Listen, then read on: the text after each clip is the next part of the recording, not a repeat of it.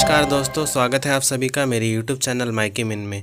तो दोस्तों, इस वीडियो में मैं आप सभी को बताने वाला हूं जो लाइब्रेरी साइंस का BLIS का जो कोर्स है उसके बारे में मैं आप सभी को इस वीडियो में मैं बताने वाला हूं। जो 5 लॉ ऑफ लाइब्रेरी साइंस है उसको मैं डिटेल में डिस्कस करूंगा और इस चैनल पे मैं ऐसे वीडियोस आगे भी लेके आता रहूँगा। अगर आप हमारे चैनल पे नए हैं, अगर आप BLIS के स्टूडेंट हैं या फिर आप वैसे भी अगर लाइब्रेरी साइंस में इंटरेस्ट रखते हैं तो आप हमारे चैनल को सब्सक्राइब अवश्य करें। और मैं वही क्वेश्चन बताऊंगा, वही चीज़ें टॉपिक इस पर डिस्कस करूंगा जो टॉपिक प्रीवियस एग्ज़ाम में आए हुए हैं और जो बहुत इम्पॉर्टेंट है। अगर आप आपके पास स्टडी मटेरियल है और आप उसमें पढ़ रहे हैं बट आपको उतना इंटरेस्ट नहीं आ रहा है, तो मैं यहाँ पे आपको स्टेप बाय स्टेप हर चीज़ आपको समझाऊंगा। आप बस इतना कीजिए, हमारे चैनल को सब्सक्राइब कर लीजिए और इस वीडियो को लास्ट तक देखिए। तो चलिए फिर शुरू करते हैं।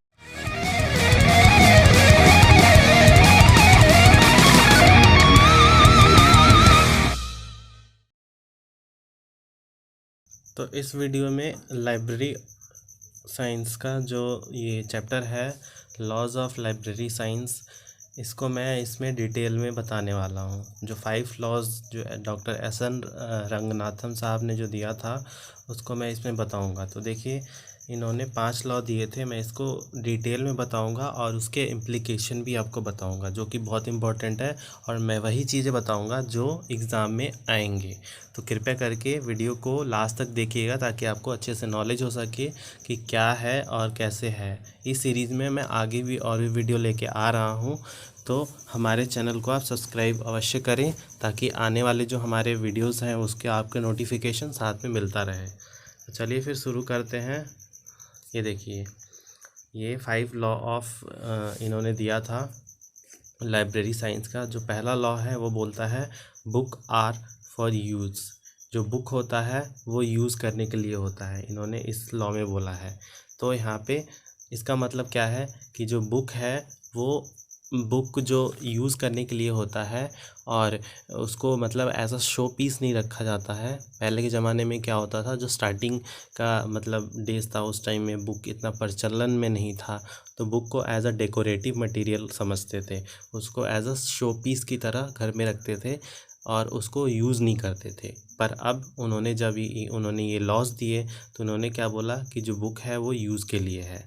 ठीक है, फिर उसके बाद दूसरा उनका लॉ है एवरी रीडर हिज और हर बुक। हर रीडर के पास उसका खुद का बुक होता है। जैसे कि अगर आप साइंस के स्टूडेंट हैं तो आपके पास साइंस की बुक होंगी, अगर कोई मैथ्स का स्टूडेंट है उसके पास मैथ्स की बुक होगी। तो हर स्टूडेंट के पास अपना particular field of related book होता है।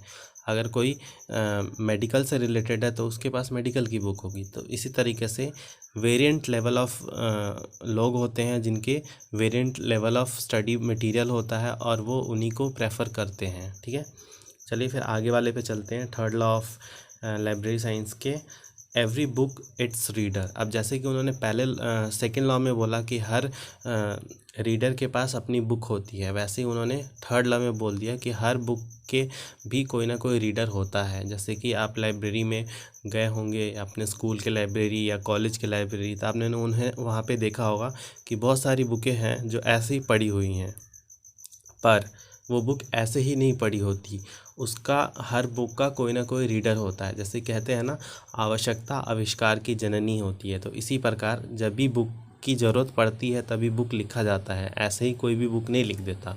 तो हर बुक जो वहाँ पे पड़ा हुआ है उसको कभी ना कभी कोई ना कोई उसको रीड करता है, तब भी वो लिखा गया है। ठीक है, तो ये वाला हो गया। अब चलते हैं फोर्थ लॉ पे। यहाँ पे बोला है save the time of the reader. यहाँ पे बुक कैसे सेव करता है टाइम, जो रीडर होता है उसकी हम यहाँ पे बात करेंगे। इन सभी को हम डिटेल में डिस्कस करेंगे और प्लस उनके इम्प्लीकेशन बहुत इम्पोर्टेंट है, एग्ज़ाम में वो हर बार आते हैं, तो इसको आप ज़रूर पढ़िएगा। यहाँ पे बोला है save the time of the reader, मतलब कि अगर आपके पास बुक है तो वो क्या होगा, मतलब आप उसमें से पढ़ के अपना टाइम बचा लेंगे। पर अगर आपके पास बुक नहीं होगा, वो कंक्रीट फॉर्म में ऐसी मतलब वर्बल फॉर्म में होगा, तो मान लीजिए पहले के ज़माने में क्या होता था कि कोई गुरु होते थे, वो हर बच्चे को मतलब शिक्षा देते थे, तो उसमें क्या था, वो वर्बल बताते थे। तो एक पर्टिकुलर बंदा वो डोमिनेट करता था पूरा नॉलेज को। तो आपको जब भी कभी ज़रूरत पड़ती होगी तो आप, अभी तो क्या है कि बुक है, लाइब्रेरी में गया, वहाँ से आपने देख लिया, इन्फॉर्मेशन आपको मिल गया। पर उस टाइम क्या होता था, गुरुजी को ही आप मतलब अगर आपको नॉलेज चाहिए तो आपको सिर्फ गुरुजी के पास ही जाना था। तो उससे क्या होता था, आपका जो टाइम था वो काफ़ी वेस्ट होता था, क्योंकि आप रिलायबल होते थे गुरुजी पे। उनके पास टाइम है तभी वो आपको पढ़ाएंगे, नहीं है तो नहीं पढ़ाएंगे। तो ये सारी जो प्रोसेस था वो पिछले ज़माने में था। पर अभी क्या हो गया है, अभी बुक जो है वो रीडर्स के टाइम भी बचा रहा है। फिर उसके बाद हम 5th लॉ पढ़ रहे हैं। इसमें बोला है library is a growing organism. यहाँ पे समझने वाली एक बात है कि इन्होंने बोला है कि जो लाइब्रेरी है वो ग्रोइंग ऑर्गेनिज्म है, ना कि ऑर्गेनाइजेशन। ऑर्गेनाइजेशन से इनका तात्पर्य अगर बोलते तो इनका तात्पर्य होता है एक कुछ बिल्डिंग है, एक मतलब संस्थान है। पर यहाँ पे इन्होंने ऑर्गेनिज्म बोला है, इसका मतलब ये एक लिविंग फॉर्म में इन्होंने बताया है कि मतलब वो एक जिंदा व्यक्ति के रूप में इन्होंने ऑर्गेनिज्म बताया है। इसका मतलब क्या है कि जो लाइब्रेरी साइंस में जो ये है ये, तो इसका क्या है कि लाइब्रेरी जो है वो एक ग्रोइंग ऑर्गेनिज्म है। जैसे इंसान बचपन मतलब बच्चा होता है, जैसे जैसे बढ़ता है तो उसका शेप एंड साइज़ बढ़ता है, उसका मतलब लुकआउट भी बढ़ता है, डिफरेंट होता है, चेंज होता है। इसी तरीके से लाइब्रेरी साइंस में जो लाइब्रेरी है वो भी बहुत एक ग्रोइंग ऑर्गेनिज्म की तरह बिहेव करती है। आप शुरू में अगर आपने कहीं लाइब्रेरी सेटअप किया है या फिर आपने कभी देखा होगा कहीं बचपन में लाइब्रेरी, तो वो छोटा सा होगा। पर अभी समय के अनुसार वो लाइब्रेरी भी एक्सपैंड करता है, वो भी इंक्रीज़ करता है। उसके अंदर जो भी मटेरियल होते हैं, जितने भी इंफॉर्मेशन होते हैं, वो सारे बढ़ते हैं, और भी नया बुक आता है, और भी नॉलेज आते हैं, और रीडर्स बढ़ते हैं, और मतलब स्पेस बढ़ाना पड़ता है। तो इसीलिए इन्होंने बोला है कि जो लाइब्रेरी है वो एक ग्रोइंग ऑर्गेनिज्म है। ठीक है, चलिए फिर और मैं आपको स्क्रॉल डाउन करके यहाँ पे ऑब्जेक्टिव बताया है, ये वही बताया है कि जो SR रंगनाथन जी थे, उन्होंने मतलब इसके बारे में लाइब्रेरी साइंस क्यों दिया और सारी चीज़ें। और इसमें ये बताया है कि आप ये पूरा मतलब यूनिट पढ़ लेंगे तो आपको लाइब्रेरी के जो 5 लॉज हैं उसमें आप क्या क्या समझ जाएंगे। ठीक है, तो ये सारे जनरल पॉइंट है जो मैं आपको डिस्कस करूँगा, तो आपको वैसे ही समझ में आ जाएगा। यहाँ पे बताया है कि जो डॉक्टर SR रंगनाथन जी हैं, उन्होंने मतलब ये कैसे दिया और इनके मन में एक ख्याल कैसे आया, पूरा यहाँ पे स्टेट किया गया है, जो 5 लॉ ऑफ जो है ये वाला। चलिए मैं स्क्रॉल डाउन करके आपको नीचे ले जाता हूँ। यहाँ पे देखिए, हाँ यहाँ पे आपके मतलब की बात है, the 5 law of library science. यहाँ पे क्या है, law are scientific principle, rule of procedure और बिहेवियरल। मतलब जो लॉ है वो एक साइंटिफिक तरीके से बनाया गया है, वो लोगों के बिहेवियरल को स्टडी करके बनाया गया है। जो रंगनाथन साहब है, इन्होंने ऐसे ही मतलब नहीं दे दिया लॉ, इसको पूरा इन्होंने प्रॉपर तरीके से स्टडी किया, पूरे अच्छी तरीके से लोगों के बिहेवियर पे क्या इफ़ेक्ट पड़ता है, सारी चीज़ों को इन्होंने पूरा अच्छे से एनालाइज किया, और फिर उसके बाद उन्होंने ये पूरा दिया। उसके नीचे यहाँ पे देखिए बहुत इंपॉर्टेंट आपके लिए कैरेक्टरिस्टिक जो है ये लॉ के 5 लॉ ऑफ लाइब्रेरी साइंस के कैरेक्टरिस्टिक इन्होंने कुछ बताए हैं। चलिए इसको मैं बता देता हूँ।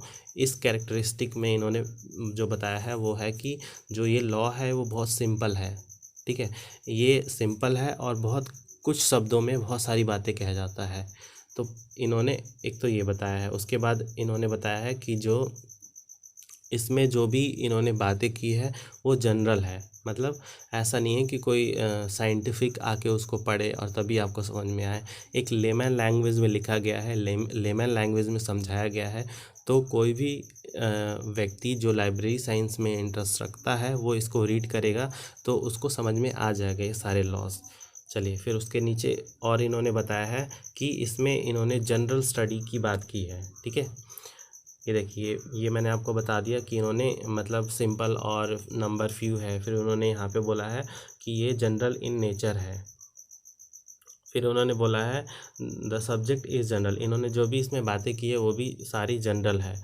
और यहाँ पे इन्होंने बोला है the law expresses generality which can be use to express regularity, मतलब यहाँ पे इन्होंने ये बोल रहे हैं, ये सारी यहाँ पे मैंने आपको डिस्कस कर दिया है। यहाँ पे बोल रहे हैं कि जो लॉ है वो ऐसी नेचुरल बातें करता है और वो रेगुलर मतलब बेसिस में आपके यूज़ आते हैं। तो ये जो 5 लॉ है जो इन्होंने दिया है उसके ये कैरेक्टरिस्टिक हैं, बहुत इम्पॉर्टेंट है, ये भी आते हैं। ठीक है, चलिए फिर मैं आपको नीचे बताता हूँ इसके बारे में। अब ये देखिए, ये तो हमने पहले ही पढ़ लिया था, जो इन्होंने ऊपर मैंने आपको बता दिया था, book are for use, every reader his her own book, every book is a reader, फिर save the time of the reader, फिर उसके बाद library is a growing organism. ये पांचों मैंने आपको बता दिया है। उसके बाद यहाँ पे देखिए कुछ इन्होंने लाइनें लिखी हैं। When Ranganathan use the expression book and reader he naturally mean that book stand for knowledge and information and reader stand for use of library information services. इसका मतलब क्या है कि जब रंगनाथन साहब ने बुक और रीडर को इन्होंने यूज़ किया शब्द, तो इनका क्या तात्पर्य था इससे, इनका मतलब था कि जो बुक जो है वो नॉलेज और इन्फॉर्मेशन के लिए है, ठीक है, और जो रीडर है वो किस लिए है, वो इस इन्फॉर्मेशन और इस नॉलेज को सीकर है। मतलब अगर बुक है तो उसका जो रीडर भी होता है, और वो रीडर का काम क्या होता है, उस नॉलेज को सीख करना, उस नॉलेज को अपने अंदर लेना। तो क्या है कि इन्होंने ये वाली बात की है। इसमें बेसिक सी बातें हैं, ये सारी बातें आप याद रखिएगा। इसमें भी इन्होंने पूरा वही इन्फॉर्मेशन के बारे में बताया है और जो रीडर है बुक के बारे में बताया है। चलिए फिर यहाँ पे हम कुछ बातें कर लेते हैं। द लॉज, यहाँ पे देखिए, the 5 laws were restated even during the life time of Ranganathan.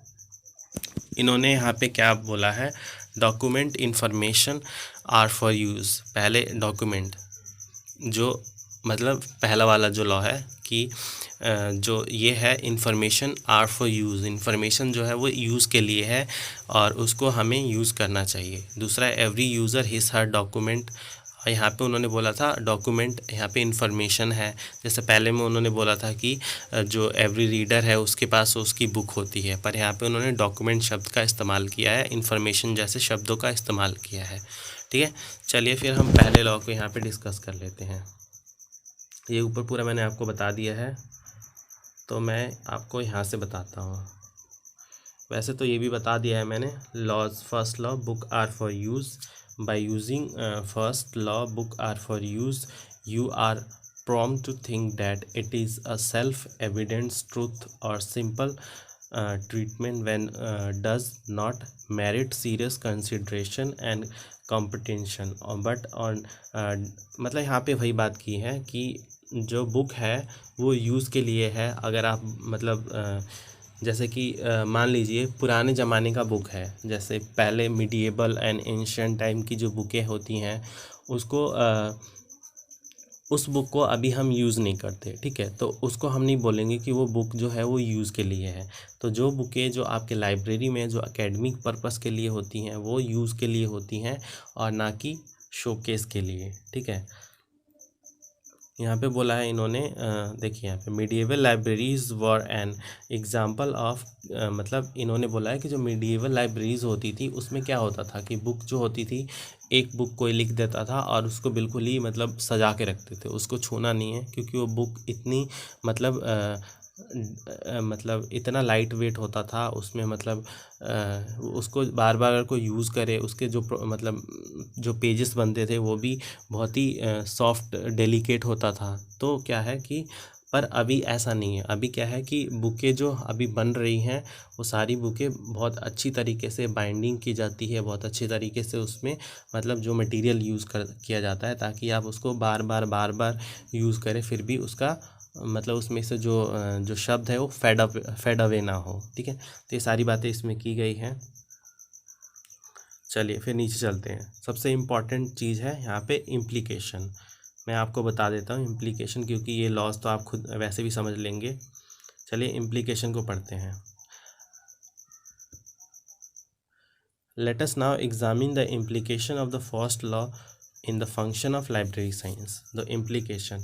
The first law of library science has some implication message on library works. Some of these related to the location of library, its working hour, library building and furniture and the staff. यहाँ पे बहुत important है, ये हमेशा आता है, आपको मैं बार बार रिमाइंड कर रहा हूँ। इम्प्लीकेशन लॉस के साथ इम्प्लीकेशन तो आना ही आना है, ठीक है। तो यहाँ पे बोला गया है कि जो फर्स्ट लॉ का जो इम्प्लीकेशन है उसमें लाइब्रेरी का जैसे लोकेशन की बात की गई है, लाइब्रेरी की बिल्डिंग की बात करी गई है, लाइब्रेरी की जो वर्किंग आवर होता है उसके बारे में बात करी गई है, फर्नीचर के बारे में बात करी गई है और स्टाफ मेंबर के बारे में बात करी गई है। स्टाफ मेंबर मतलब जैसे हम क्या है, हम एक लाइब्रेरी के स्टाफ की तरह हैं। जैसे कि हम अभी पढ़ रहे हैं, आगे चल के हम भी स्टाफ बनेंगे, ठीक है। तो यहाँ पे लाइब्रेरी लोकेशन मतलब यहाँ पे सबसे इम्पोर्टेंट बात ये है कि लाइब्रेरी लोकेशन किस जगह पे, अगर आप लाइब्रेरी स्टैब्लिश करना चाहते हैं, आप कहीं पे बिल्ड करना चाहते हैं तो आप कहाँ करेंगे। सबसे बड़ी मतलब एक जो मन में ख्याल आता है कि हमें कहाँ करनी चाहिए, तो हमें लाइब्रेरी ऐसी जगह में करनी चाहिए जहाँ पे लोगों का रीच हो, जैसे कि सेंटर ऑफ द सिटी, ठीक है। अगर जैसे मान लीजिए आप किसी सिटी के 10 किलोमीटर दूर आप लाइब्रेरी सेटअप कर रहे हैं, जहाँ पे जाने आने की कोई मतलब लोगों के पास रोड ही नहीं है, बीच में रोड टूटा हुआ है और वहाँ पे सही से लोग पहुँच नहीं पा रहे हैं, वहाँ पे दूर दूर लोगों के घर हैं, तो वो लाइब्रेरी वहाँ पे सेटअप करने का कोई मतलब नहीं है। तो इसीलिए location is the very important की इन लाइब्रेरी साइंस, ठीक है। मतलब लोकेशन ऐसी जगह होनी चाहिए जो कि आपको वहाँ से इजीली आप एक्सेस कर सकें, सेंटर ऑफ द सिटी, ठीक है। यहाँ पे पूरी इस पैरा में यही बात की गई है। चलिए फिर मैं दूसरे वाले पे जल्दी जल्दी आपको बता देता हूँ। वर्किंग आवर से यहाँ पे मतलब है कि जो जैसे कि आजकल क्या हो गया है, जो मॉडर्नाइजेशन बढ़ रहा है, लोग मतलब बहुत ज़्यादा डेवलप हो रहे हैं, हर चीज़ मतलब बहुत जल्दी ग्रो कर रहा है, तो लोगों के पास इतना टाइम नहीं है, ठीक है। कि जैसे मान लो कि लाइब्रेरी की टाइमिंग क्या है कि लोग जब वो फ्री रहें तो लाइब्रेरी बंद रहे, और जब लाइब्रेरी खुले तो लोग अपने बिज़ी रहें, तो कोई जाएगा ही नहीं लाइब्रेरी में। तो लाइब्रेरी को 24/7 आवर ओपन रखना चाहिए, ठीक है। वर्किंग आवर उनका ऐसा होना चाहिए कि मान लीजिए अगर कोई बच्चा, वैसे तो हम लोग स्टूडेंट लाइफ में है तो हमें खुद ही पता है कि हम रात को भी कभी मन करता पढ़ने का, कोई पढ़ने का टाइम नहीं होता, मतलब जब मन कर दिया तब पढ़ लिया, ठीक है। तो यहाँ पे यही बात की गई है कि जो पढ़ाई का जो आर है वो मतलब जो लाइब्रेरी का मतलब वर्किंग आर है वो 24/7 होना चाहिए, क्योंकि मेडिकल साइंस को जो स्टूडेंट होते हैं हमने देखा है, और रिसर्च फील्ड से जो लोग होते हैं उनको क्या है, वो तो ऐसे मतलब सो रहे होते हैं और अचानक से उनके मन में कोई ख्याल आता है और वो डायरेक्ट चले जाते हैं लाइब्रेरी, फिर वहाँ से वो अपनी कुछ, तो क्या हुआ, अगर मान लीजिए अगर लाइब्रेरी उस टाइम बंद है, उनके मन में कोई ख्याल आया, पर वो सोचे कि क्या अभी तो लाइब्रेरी बंद होगा, तो वो जो थॉट प्रोसेस उनके दिमाग में आया वो उस चीज़ को मतलब प्रैक्टिकल वे में नहीं कर पाएंगे, क्योंकि उनके पास एक्सेस नहीं है चीज़ों का। तो इसीलिए लाइब्रेरी का जो वर्किंग आवर होना चाहिए वो हमेशा मतलब 24/7 होना चाहिए, ठीक है। फिर उसके बाद यहाँ पे है लाइब्रेरी बिल्डिंग एंड फर्नीचर। यहाँ पे लाइब्रेरी बिल्डिंग एंड फर्नीचर भी बहुत इंपॉर्टेंट रोल प्ले करता है। यहाँ पे क्या है, जैसे कि मान लीजिए आप लाइब्रेरी में गए पढ़ने, पर क्या हो रहा है वहाँ पे उसके फर्नीचर जो है वो टूटे फूटे हैं, या फिर वो कंफर्टेबल नहीं है, आप सही से बैठ नहीं पा रहे हैं, और जो बिल्डिंग भी बनी हुई है वो ऐसे लोकेशन पे बनी हुई है जहाँ पे मतलब वेंटिलेशन का कोई मतलब अच्छा सा ध्यान नहीं रखा गया है, जो विंडोज़ है काफ़ी छोटे छोटे हैं, वहाँ से रोशनी नहीं आ पा रही है, तो क्या होगा, आपको बहुत अजीब सा लगेगा, आप वहाँ पे मतलब शायद दूसरी बार तो नहीं जाना पसंद करें। तो इसीलिए जो बिल्डिंग है और जो फर्नीचर है उसका भी हमें खास ध्यान रखना चाहिए जब हम ये लाइब्रेरी सेटअप करें। और जो लास्ट है वो स्टाफ से रिलेटेड है। स्टाफ मतलब स्टाफ, अब यहाँ पे स्टाफ क्या रोल प्ले करता है, स्टाफ रोल ये प्ले करते हैं जैसे कि मान लीजिए अगर आपके पास स्टाफ हैं और वो बहुत ही रूड हैं, तो कोई भी उस लाइब्रेरी में जाना प्रेफर नहीं करेगा। अगर वो पोलाइट हैं, वो अच्छे से बात करते हैं, तो हमेशा लोग वहाँ पे जाएंगे, ठीक है। और दूसरी बात, अगर मान लीजिए आपके पास कोई आया बुक के लिए, ठीक है। और आप बहुत टू मच टाइम मतलब ले रहे हैं उसके बुक ढूंढने में, या फिर आप बहुत मतलब बोल रहे हैं कि वेट करो, तो इतना टाइम नहीं होता लोगों के पास। तो स्टाफ को इतना एफिशिएंट मतलब होना चाहिए, इतना जल्दी जल्दी काम करना चाहिए कि वो जो आपका यूज़र है उसको जल्दी से जल्दी इन्फॉर्मेशन और उसके मतलब की बुक उसको प्रोवाइड करी जाए। उसके बाद है एक और इम्पॉर्टेंट पॉइंट इसमें आ जाता है। जैसे कि मान लीजिए आपके पास कोई यूज़र आया और उसने किसी बुक की डिमांड की और वो बुक आपके पास है नहीं, तो आप क्या करेंगे? आपको मतलब यहाँ पे बोला जाता है कि आप अगर आपके पास आपकी लाइब्रेरी में वो बुक नहीं है तो आप उसको रेफ़र करें, या फिर आप उसको बोलें कि हमारी लाइब्रेरी में ये नहीं है पर हम इस बुक को हम मतलब आपके लिए ला सकते हैं, कुछ पर्टिकुलर टाइम दीजिए उसमें, या फिर आप अगर रेफरेंस दे सकते हैं तो आप दूसरी लाइब्रेरी का उसको रेफरेंस दे दीजिए, ताकि वो वहाँ से जाके उस बुक को मतलब अवेल कर सके, ठीक है। तो ये पूरा मैंने यहाँ पे बता दिया है। सेकंड लॉ मैं आपको अगले आने वाली वीडियोस में बताऊंगा, और इसके इम्प्लीकेशन ऐसे ही कर करके मैं सारे लॉज आपको डिटेल में बताने वाला हूँ। तो कृपया करके हमारे चैनल को आप लास्ट तक देखिए। आगे आने वाले कुछ वीडियोस में जो बाकी के 4 लॉ हैं और उनके इम्प्लीकेशन हैं वो मैं डिटेल में डिस्कस करूंगा। तो आपसे रिक्वेस्ट है चैनल को सब्सक्राइब कर लें अगर आप नए हैं, और अगर आपको कोई भी डाउट है इस वीडियो से रिलेटेड, इस लेक्चर से रिलेटेड, तो आप कमेंट बॉक्स में अवश्य लिखें। और अगर आप किसी और टॉपिक पे वीडियो बनवाना चाहते हैं BLIS से रिलेटेड, तो आप इस कमेंट बॉक्स में अवश्य लिखें। आई नो ये थोड़ा लिटिल बिट एक्स्ट्रा हो गया है, मतलब टेक से अचानक से मतलब टीचिंग में, और वो भी BLIS। तो आप मतलब मैं आशा करता हूँ आप लोग सपोर्ट करेंगे मेरे इस इनिशिएटिव को भी, क्योंकि BLIS स्टूडेंट अगर आप होते तो आपको ज़रूर समझ में आता कि उनको कहीं से भी अच्छे से मटेरियल नहीं मिल पा रहा, और यूट्यूब पे भी कुछ खास चैनल नहीं है जो मतलब अच्छे से एक्सप्लेन करते हों।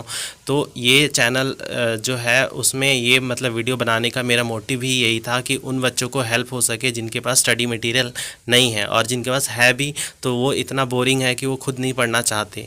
तो उनके लिए ये सारे वीडियोस बना रहा हूँ मैं। तो कृपया करके हमारे चैनल को सब्सक्राइब कर लें और अपने दोस्तों में भी शेयर कर दें ताकि उनकी भी हेल्प हो जाए। धन्यवाद।